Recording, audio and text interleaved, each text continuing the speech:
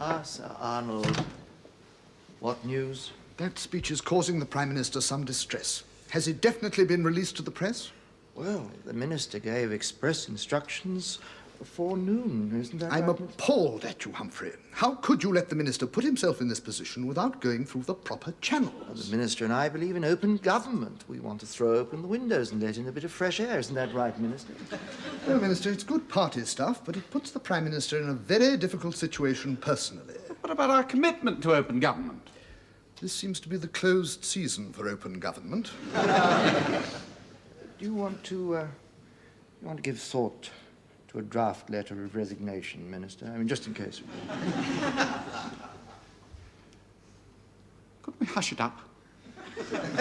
Hush it up? Do you mean suppress it? Yes, I suppose I do. I see. You mean that within the framework of the guidelines about open government that you have laid down, you are suggesting that we should adopt a more flexible posture? Right? Oh, yes, yes. Excuse me, Minister, about the press release. There appears to have been a development which could precipitate a reappraisal of our position. Oh? Apparently, we failed to rescind the interdepartmental clearance procedure. Oh. The supplementary stop order came into effect. Did it? So it's all right, Minister. Your speech hasn't gone to the press. It's only gone to the Prime Minister's private office, and the duty officer had no instructions to pass it out without clearance from the PM and the Foreign Office, the American reference, you see. But how come? The fault is entirely mine, Minister. The procedure for holding up press releases dates back to before the era of open government, and I unaccountably omitted to rescind it. I do hope you'll forgive this lapse. Well, yes, of course. That's quite all right, Humphrey, quite all right. Thank you, Minister. After all, we all make mistakes. Yes, Minister. The people of Miranda urge the Scots and the Irish to end the English oppression, cast off the imperialist yoke, and join the fellowship of free nations. Good God. Yes. Well, Minister, we would appear to have been caught with our trousers down. Humphrey, he can't say this in front of her. Well, I don't like to say I told you so, but I told you so. We're going to have egg all over our faces. Not egg, Minister, just imperialist yoke. 3 Scottish by-elections on Thursday. Well, yes, it is indeed a catastrophe, a tragedy, a cataclysmic, apocalyptic, monumental calamity. And you did it. Humphrey, you're paid to advise me. Advise me. Well, this is not unlike trying to advise the captain of the Titanic after he struck the iceberg. Must be something we can do. We could sing Abide With Me. Yes? Minister? Ah, yes. The Foreign Secretary would like a word. Ah, Foreign Secretary. Have you read this? Yes, my minister's concerned that the government will have egg all over its face. Scotch egg, presumably. Why is he doing it? Well, maybe it's for home consumption. He's only just taken over. Perhaps he's trying to persuade the other African leaders that he's a pucker anti-colonialist. Yes? Yes, Bernard. The press officer would like a word. Oh, dear. Room for a little. Humphrey, do you think it's a good idea to issue a statement? Well, Minister, in practical terms, we have the usual 6 options. 1, do nothing. 2, issue a statement deploring the scene. 3, lodge an official protest. 4, cut off aid. 5, break off diplomatic relations. And 6, declare war. Which should we do? Well, if we do nothing, we implicitly agree with the speech. 2, if we issue a statement, we'll just look foolish. 3, if we lodge a protest, it'll be ignored. 4, we can't cut off aid because we don't give them any. 5, if we break off diplomatic relations, we can't negotiate the oil rig contracts. And 6, if we declare war, it might just look as though we were overreacting. In the old days, we just sent in a gunboat. Yes. I suppose that is absolutely out of the question. Yes. Minister, the Yes, permanent Bernard. Under-Secretary of the Foreign Office is coming down the corridor. It's a bit like the black hole of Calcutta. May I come in, Minister? You can try. This is all we needed. Welcome to the Standing Committee. Sir Frederick, you've seen this abominable speech. What are we going to do about it? Well, Minister, Foreign Secretary, I think we know what's behind it. Don't we, Humphrey? Humphrey? Sir Frederick is suggesting that the offending paragraph may be, shall we say, a bargaining counter. You mean he wants something? But if he doesn't, why send us an advance copy? See, well, why did you find out what it is he wants? Because the embassy staff are all new. We've only just seen the speech, and no one knows anything about this new president. Except me. Except you. How? They were at university together. The Old Boy Network. Hey, that was 25 years ago. He may not even remember me. No, I don't really think I could. I think you ought to see him, Sir Frederick. No, Minister, I think you carry more weight. Well, we're all agreed then that the mountain shall go to Mohammed. Oh, no. Jim's going. That's what I meant. All right. But you'll have to come with me. Well, of course, Minister. I'd hardly let you do it on your own. Morning, Minister. Have you read this? Yes!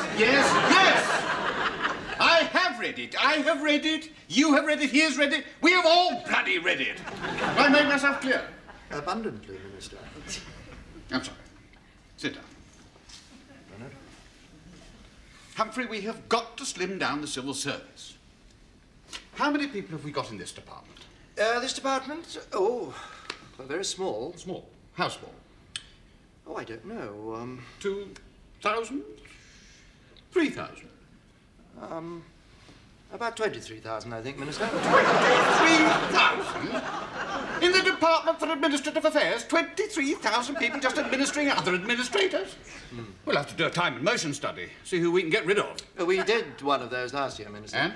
It transpired we needed another 500 people. However, Minister, we could always close your bureaucratic watchdog office. Oh, no, you don't. I've only just opened it. It's the one thing I've done since I got here. Well, as you wish, Minister, but it has been criticised as a troublemaker's letterbox. I know. It's very popular with the voters, Humphrey. Gives them a chance to help us find ways to stop wasting government money. Public doesn't know anything about wasting government money. We're the experts.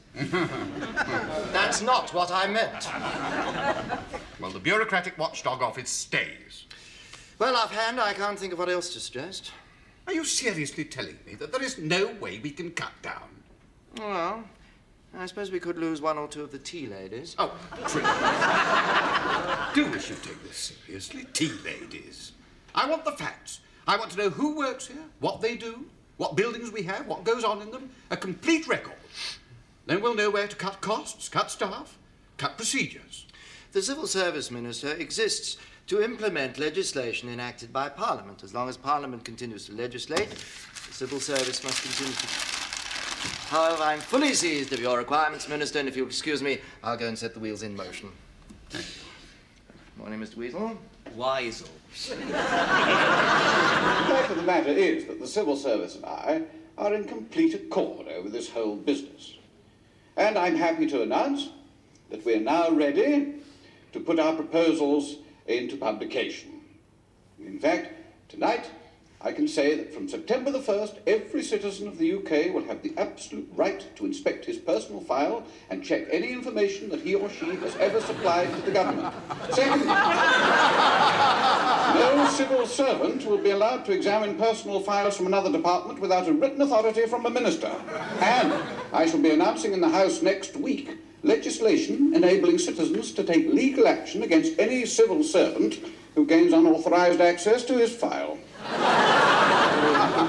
Encouraging, Minister. Why did you not say so in the first place and put people's minds at rest? Frankly, I didn't believe that the civil service could meet our deadlines, Godfrey. But they've convinced me that they can, and in fact, my permanent secretary has staked his reputation on it. If not, heads will roll. Anyway, assistant heads. Yes, well, thank you very much, Minister. It can't be done. It's been announced on television. Well, Bernard, what did you make of our minister's performance? Well, I think it's checkmate.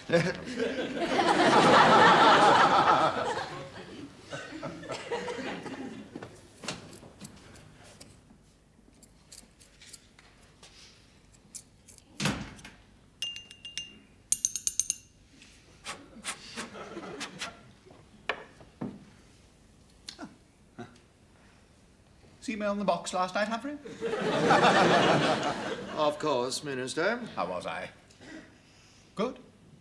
A most remarkable performance, Minister, if I may say so. Oh, you may. Thank you, Minister.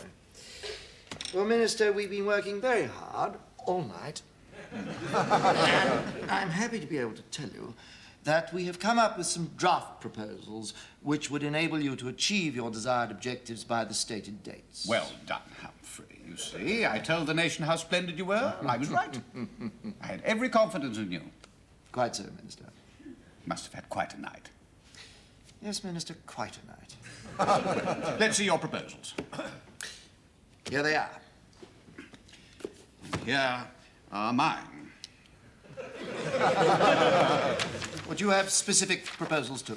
Oh, indeed I have. Now, Humphrey, you read out what you've got on safeguards, and I'll read out what I've got, and we'll see how they compare.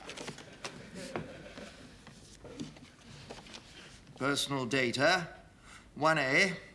Safeguards must be applied with reference to two criteria. The need to know and the right to know. 1A1. The need to know. Only those officials for whom the information is submitted may be deemed prima facie to have a need to know. We seem to be of the same mind, Humphrey. Indeed, Minister. Where did those proposals come from?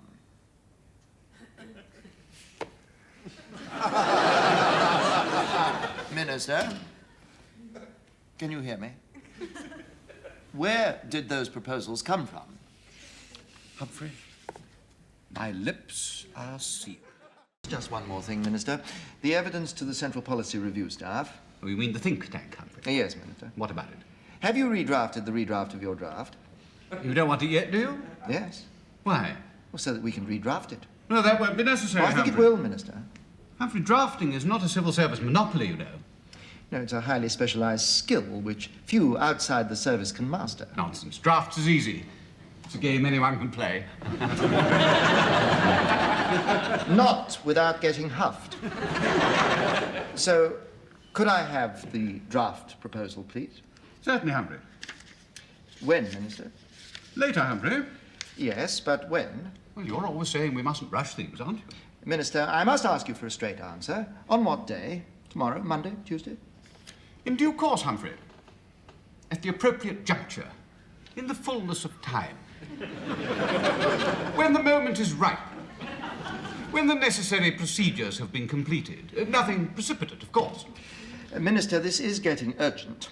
Urgent, Humphrey? What a lot of new words we're learning. Now, Minister, you'll forgive me if I say this, but I'm beginning to suspect that you are concealing something from me. Oh, surely. You and I have no secrets from each other, have we, Humphrey? I'm sorry, Minister, but sometimes one is forced to consider the possibility that affairs are being conducted in a way which, all things being considered and making all possible allowances, is, not to put too fine a point on it, perhaps not entirely straightforward. Well, you're the expert on straightforwardness. So what about the draft evidence to the Central Policy Review staff? Well, since you ask, Humphrey, and to be perfectly straightforward, I have redrafted it myself. I don't want you to redraft it. I am perfectly happy with it as it is. May I be bold enough to ask what you have said? I've said what I wanted to say. Phased reductions in the civil service. Yes, but Humphrey, you have frustrated me over open government. You have frustrated me over the economy drive. But this time I'm going to have my way. The party wants it. The public wants it. And I'm bound to say that all we get from the civil service is delaying tactics. Well, I wouldn't call civil service delays tactics, Minister. That would be to mistake lethargy for strategy. Very droll, Humphrey. But you must realise that there is a real desire for radical reform in the air. The All-Party Select Committee on Administrative Affairs, which I founded, is a case in point. It's a great success. Oh, indeed. What has it achieved? Nothing yet. Hart is very pleased with it. Ah. Why? 10 column inches in last Monday's Daily Mail for a start. Oh, I see. The government is going to measure its success in column inches, is it? Yes. No. Yes and no. Now, Minister, the evidence that you're proposing to submit is not only untrue, it is also, which is much more serious, unwise. Now, we've been through all this before. The expansion of the civil service is the result of parliamentary legislation, not bureaucratic empire building. So when this next comes up at question time, you want me to tell Parliament that it's their fault that the civil service is too big? But it's the truth, Minister. I don't want the truth. I want something I can tell Parliament. Humphrey, you're my permanent secretary. You're supposed to enact my policies, yet I still don't understand why you seem implacably opposed to them. I must know where you stand on all this. Where one stands, Minister, depends upon where one sits.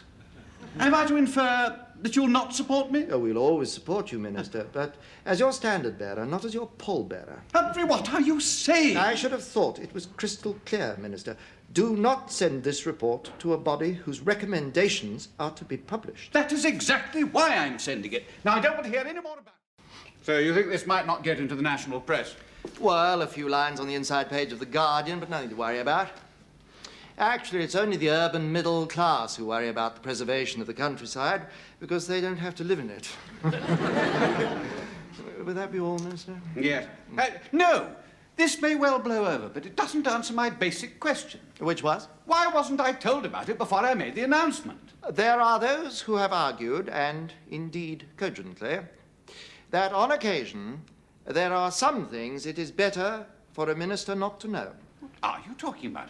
Minister, your answers in the House and at the press conference were superb. You were convincing and convinced. The critics were silenced, but could you have spoken with the same authority if the ecological pressure group had been badgering you? But I have a right to know. I am the people's representative. What right have you got to withhold this information from me? It's intolerable. It's in your own best interest, Minister. What do you mean there are some things it is better for a minister not to know? I mean, it's outrageous. It must not occur again. And it so happens that I've got a plan here for the reorganization of this department which will ensure that it doesn't. Indeed? Yes, indeed. Now, if I were to have one undersecretary and two assistant secretaries reporting directly to me... Minister, no, please. No, just a moment, Humphrey. Let me tell you my plan. The plan is immaterial. Minister, I have something to say to you which you may not like to hear. Why should today be any different?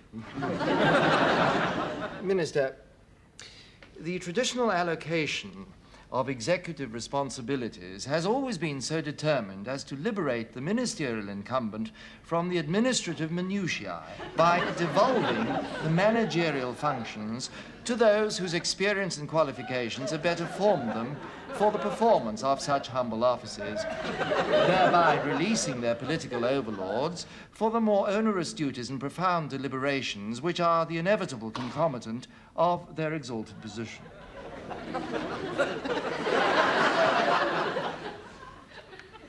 Now, whatever made you think I wouldn't want to hear that? Well, I thought it might upset you. How could it? I didn't understand a single word. Humphrey, for God's sake, for once in your life, put it into plain English. If you insist. You are not here to run this department. I beg your pardon? You are not here to run this department. I think I am. The people think I am, too. With respect, Minister, you are... they are wrong. And who does run this department? I do. I see. And what am I supposed to do? We've been through all this before. Make policy, get legislation enacted, and above all, secure the department's budget in Cabinet. I sometimes think that the budget is all you ever really care about. Well, it is rather important, Minister. If nobody cared about the budget, we might end up with a department so small that even a minister could run it. Humphrey, are we about to have a fundamental disagreement about the nature of democracy? No, Minister, merely a demarcation dispute. What I mean is that the menial chore of running a department is beneath you. You're fashioned for a nobler calling. Well, I'm quite prepared to leave the routine paperwork to you, but I must insist on direct access to all information. Never again do I want to hear that phrase, there are some things it is better for a minister not to know. Is that clear? Well, Minister, I do That feel... is an order, Humphrey. As you say, Minister, if that is what you really want. It's treating cabinet ministers as though they were irresponsible 10-year-olds. Miss Hacker intends to join the Badger protest. Oh, I thought it was over. No, she and her boyfriend are going to conduct a 24-hour Save the Badgers vigil in Hayward Spinney unless a protection order is restored. And they're putting their announcement out to the press at 5 p.m. Minister's daughter in Badger protest vigil. That's a little embarrassing, but it's not too serious. Sir Humphrey, I think the minister is going to be more than a little embarrassed. What do you mean? Minister's daughter in nude Badger protest vigil. What? Yes, Miss Hacker and her boyfriend will be, that is, will not be. I mean, yes. Do you mean Starkers, Bernard? Yes, Sir Humphrey. I see. Well, this puts a different complexion on it. Yeah, especially in this weather. Put in true journalistic terms, this makes it a big story. Front page with photograph. Now, Humphrey. Something the matter? Well, Well, shall we say a slight embarrassment, Minister? how slight? Well, without wishing in any sense to overstate the case or cause undue alarm, nevertheless, the Oh, fact come remains on, that- Humphrey, out with it. Minister, I have a confession to make. Oh, that's a change. Oh. Come on, Humphrey. Make a clean breast of it. Not the happiest of phrases under the How do you mean? I have to confess that the badges in Hayward Spinney may turn out to be a somewhat bigger story than we thought. No. Don't tell me they're going to have kittens. No, it's not the badgers who are going to have kittens, Minister. There's going to be a 24-hour protest vigil in Hayward Spinney. Well, you told me it wouldn't be very newsworthy. No, it's slightly different, Minister. It's to be conducted by a girl student and her boyfriend. What, just the two of them? Yes. Well, they don't matter, do they? Pair of irresponsible layabouts. Well, they might matter to some people. Nonsense, Bernard! Everybody's fed up with these ghastly students. They're just exhibitionists, you know. Well, in this case, it would seem they have something to exhibit. It's to be a nude protest vigil. I see. Yes, that would make the front pages. Yes, quite so. Well, the press just mustn't find out. Oh, really? I don't know what gets into these students. It's appalling. They're shameless. Indeed, Minister. It's their parents, you know. They don't bring them up properly. Just let them run wild and then feed them all this trendy, middle-class, anti-establishment nonsense. Well, perhaps it isn't entirely the parents' fault, Minister. Oh, of course it is. Authority, Humphrey. All this student anarchy is a shocking indictment of their parents' lack of authority and discipline. So they just take it out on innocent people like me. Who are they? Do we know? Well, we know the young lady's name. Lady? Huh. Who is she? Well, it seems she's a Miss Hacker. Oh, that's my name. That's a coincidence. Not a complete coincidence. Not Lucy. Oh, my God. Oh, my God. As you see, she will be telephoning in 10 minutes' time. Perhaps the press won't be all that interested. No, yeah. But will they really think it worthwhile going all the way up to Warwickshire? For a story like this, I fear they'll think it worth going all the way to the South Pole. Good morning, Minister. Morning, Humphrey. Morning, Bernard. Sorry I'm late. Just put them on the desk, would you, George? Yes, sir. I'll be about an hour. I don't want to be late at Broadcasting House. Right, sir. What's this broadcast all about, by the way? NATO, isn't it? No, Minister. Partnerships and industry. Oh, yes. Knew it was something like that. Who else is in it? It's all in there, Minister. An employer and a trade unionist, as usual. Joe Morgan. Wasn't he the TUC representative on the Solehal project? Minister, Yes, Humphrey. Minister, you are not proposing to refer to the Solehal project on the air? Certainly. I regard it as a shining example of cooperation between the government and private industry. Yes, but all the same, I would be much happier if it were omitted. Why? Well, don't you think it's rather premature? Certainly not. Building started months ago. Exactly. Rather out of date, in fact. Premature and out of date. Well, untimely. Don't you think it'd be rather uninteresting to the general public? Certainly not. It's something that's going on right now. Extremely interesting. Yes, quite so. So interesting, in fact, that there is a danger that it might obscure your main point, perhaps. What is my main point? Bernard, what's the Minister's main point? Yes, that private projects are more socially responsible with government money, and government projects are more efficient with private investment. There I see. It underlines my main point. You really are a wet blanket, aren't you, Humphrey? Just go about stirring up apathy. Minister, I must seriously advise you, with all the earnestness at my command, not to refer to the Solehal project on the air today. Why? What? I said why. Why? Why? Well, Minister, Couldn't be that you're planning to take the credit for this yourself, could it? at next month's European Convention of Government Administration? I beg your pardon. Your keynote speech will make very good reading, won't it? Well, let me tell you a few facts of life, Humphrey. It is politicians who are responsible ultimately to the people, and it is we who get the credit, not civil servants. Minister, I would be perfectly happy for you to have the credit for this project, but I must beg, beseech, and implore you not today. No, it's no good, Humphrey. I'm not going to fall for it. I'm going to get all the political capital I can out of the Solehal project. Minister, I must know a good strongly... thing when I see one. Please, Minister, do listen to... No, Minister... No. Humphrey.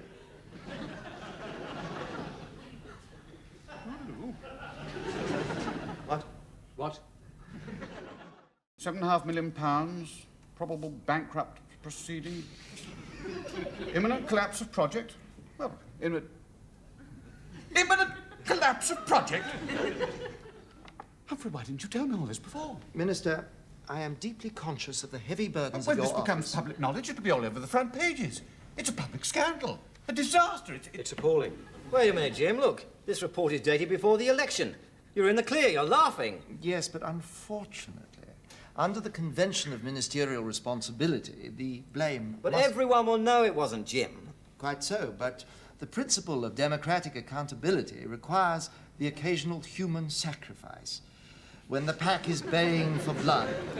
Isn't that right, Minister? Surely he has only to point to the dates. Oh, a lesser man might try to wriggle out of it, but there is only one honourable course open, as the Minister is well aware. Don't you think Frank might have a point? Except, of course, only today, Minister, you have publicly identified yourself with the success of the project. My God, the broadcast! Yes, Minister. When's it going out? Well, it's due for transmission about now, Minister. No. Yes, I'm afraid so. Get onto the BBC at once. Yes, Minister. Stop it, Bernard. Stop what, Minister? Oh, yes. Yes, sir. Well, Minister, I wish you luck, but you know what the BBC are This like. is crisis. An emergency. This is a scandal. Of course, I'm sure if you were to put it like that, Yeah. they might Might what? move it to peak listening time. Any luck, Bernard?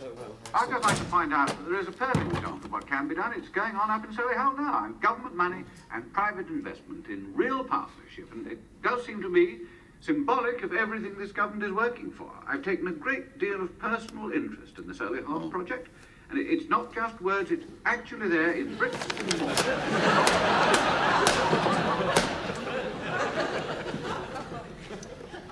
Symbolic of everything this government is working on. Humphrey, how could you let me say all those things? Minister, I can only advise. I did advise. I advised most Yeah. strongly, but when the advisor's advice is unheeded... All right. Advise me, now. Certainly, Minister. Now, it is possible that the bank may take over the contract from Bradley and Sloan Enterprises Limited, and all will be well. The bank? Fine. Well, The let's... bank, however, is hesitant. But it so happens that the director in charge is to retire next year, and he's anxious to find another appointment. A chairmanship of a quango, for instance. Well, give him one. Give him that one you were reserving for that idiot Desmond Glazebrook. Who is the director in charge? Desmond Glazebrook. He's not a bad chap. He's always attacking the government in public. Yes, well, it does us good sometimes to appoint our opponents. I mean, you know, it's democratic, statesmanlike. Yes, I've changed my mind. I think that's a very good appointment. But you can't. Oh, shut up, Frank. Anybody else know about this? Well, apart from ourselves and the bank and Michael Bradley, only the union representative on the project. Joe Morgan, of course. That's what was behind his special Birmingham allowance claim. Blackmail. That's quite so, Minister. Humphrey, I've been thinking, if Desmond Glazebrook is going to be chairman, he'll need some support, won't he? Now, I was thinking of a deputy chairman, someone with real experience of industry. An excellent thought, Minister. Is there anyone you could advise me would be particularly appropriate, do you think? A trade unionist, for example? What about Joe Morgan, Minister? Joe Morgan? Excellent idea. Well done, Humphrey. Oh, it takes two to quango, Minister. Bernard! Why did you allow Sir Humphrey to come in here when I explicitly told him not to? Well, I couldn't stop him. Why not? He's bigger than me. Well, it must be confined to the Cabinet Office. How? Lock the communicating door. He has a key. Take his key away from him. Take his key away from him? Take his key away from him. You take his key away from him. Sorry, Prime Minister, but I don't think it's within my power. I'm giving you the power, Bernard. I am authorizing you. But I don't know whether I mean, crikey. He'll go completely potty. After you, Bernard. Yes, but... Freedom, Bernard. Yes, but... I am authorizing you, Bernard. Yes. You alone, Bernard, will have access to the Prime Minister. But... But me no buts, Bernard. Shakespeare. No, Prime Minister. But me no buts is circa 1820. Mrs. St. Lever used the phrase in 1708, but actually it was Scott's employment of it in the Antiquary in 1816, which made it fashionable. Shall we keep to the point, please, Bernard? Yes, Prime Minister. There's only one problem. If I'm to take his key away from him, what reason can I possibly give? Sake, Bernard, find a reason. Yes, Prime Minister. Thank you, Prime Minister. Thank me no thankings, Bernard. Hacker.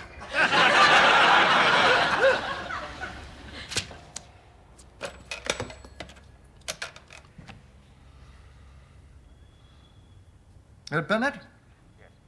Yes. It's me. Look, I'm coming through to number 10. I'd like a word with the Prime Minister, please. No, Sir Humphrey. What did you say? I said no, Sir Humphrey. No? Yes. Oh, that's better. For a moment, I thought you said no. I did say no. The Prime Minister is busy. Then I'll come and see you. I'm busy too. What? Sir Humphrey, you may not come in. You do not have permission. I'm coming anyway. You little runt. He couldn't believe his ears. What did he say? He's coming anyway. Are you feeling strong enough? No, it's all right. He can't come in. I told security to take his key from his office. My God. No, Bernard, it's just your boss. I'm staggered. I'm fairly surprised myself. Well, how did you get through a solid door? Where's my key gone? You must have a spare. Where's my key? The Prime Minister told me to have it removed. That's not correct. Would you mind, dear Liz? Nothing to do with you. Thank you. The Prime Minister does not have it within his power to deprive me of my key. It's his house. It's a government building.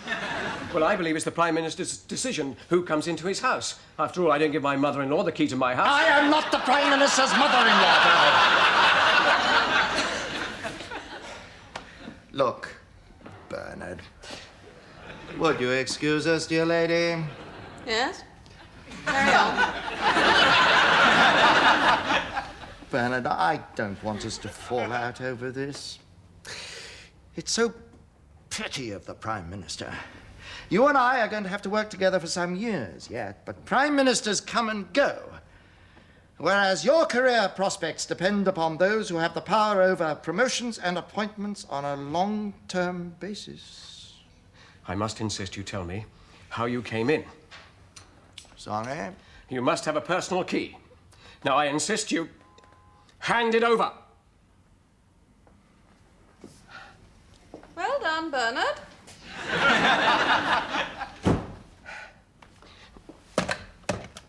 Hello, is that security? Change the locks on the door, connecting the Cabinet Office to this house, and then bring me all the keys. Yes, all the keys. At once! Yes, I've spoken to the Home Office. They say there's no possible grounds to pass an Act of Parliament to allow this particular dog into Britain. I know an enabling act can enable anything, but the Prime Minister feels it would merely enable him to lose the next election. Have you thought about turning the whole of Buckingham Palace into a quarantine zone for dogs? Are you serious? Just a thought. What about the corgis? Oh. Hang on. Graham, phone the palace now and check that Her Majesty's not been told officially that this gift has been proposed. Then she can't be implicated in refusing it, yes. Yes, we will want simultaneous translators. No, not when the PM meets the leaders of the English-speaking nations. Yes, the English-speaking nations can be said to include the United States. A certain generosity of spirit. Sorry, I've got to go. Yes, there are about 10 Prime Ministers flying in today. Special branch are going crazy. So is the band of the Royal Marines, who've got to play all the national anthems. Oh, I see, thanks. Argentina's not coming, that's a bit of luck. Because of the Falklands? No, because their anthem goes on for about 6 minutes. Right, yeah. Look, I know you're worried about this dog. I'm worried about it too. Look, talk to our ambassador in Paris, see if he can think of a way to nobble it. Well, you know, slip it something. See if the Bulgarians have got any spare umbrella tips. But there is one possibility. Make Buckingham Palace notionally an extension of the French embassy. Then the dog would still be on foreign territory. Peter, the PM is fighting for the sovereignty of the Channel Tunnel. How do you think he feels about the sovereignty of Buck House? How do you think the sovereign feels about the sovereignty of Buck House? Yes. No, we can't have alphabetical seating in the Abbey. You'd have Iraq and Iran next to each other. Plus Israel and Jordan all sitting in the same pew. We'd be in danger of starting World War III. I know Ireland begins with an I, but no.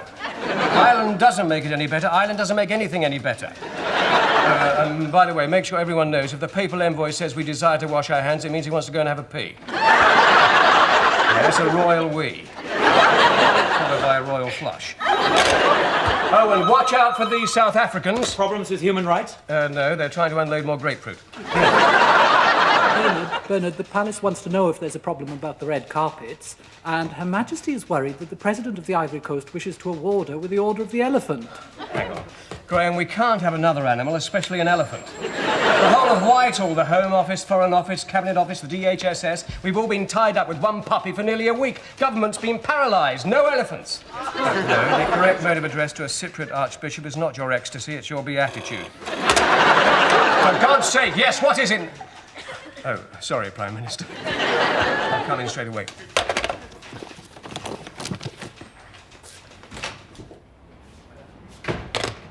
What on earth is that, Bernard? Oh, it's the Channel Tunnel file, Prime Minister. No, the other one. That's the puppy file.